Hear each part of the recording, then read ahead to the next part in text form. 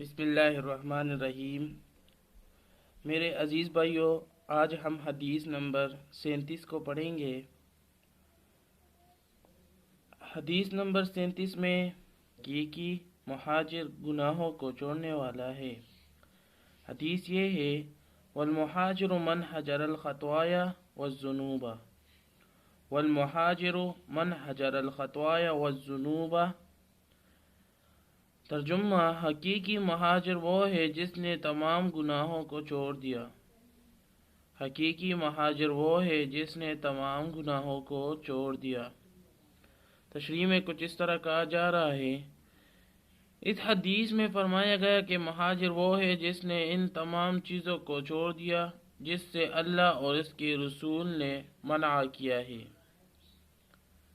جس سے اللہ اور اس کے رسول صلی اللہ علیہ وآلہ وسلم نے منع کیا ہے۔ تو یہاں ہجرت سے مراد یہ ہوا کہ ترک ما تدعو الیہ النفس الامارۃ والشیطان،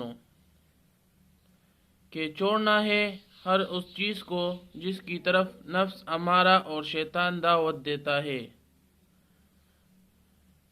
ایک اور ہجرت ہے جس کو عام طور سے سب ہی جانتے ہیں، وہ یہ ہے کہ الفرار بالدین من الفتن، کہ دین کے فتنے کی وجہ سے کسی دوسری جگہ چلے جانا۔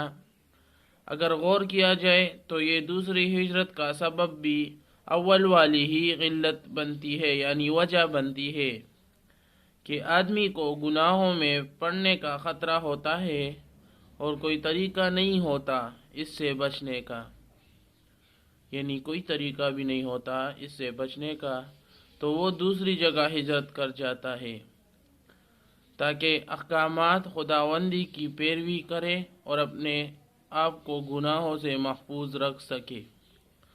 تو بھائی دوستو، اگر آپ نے ہمارے اس چینل کو سبسکرائب نہیں کیا ہے تو سبسکرائب کر لے اور بیل آئیکن کو آل پہ کر دے تاکہ ہماری ویڈیو آپ تک پہلے پہنچ سکے۔ اور اللہ تعالی ہمیں اس حدیث پر عمل کرنے کی توفیق عطا فرمائے۔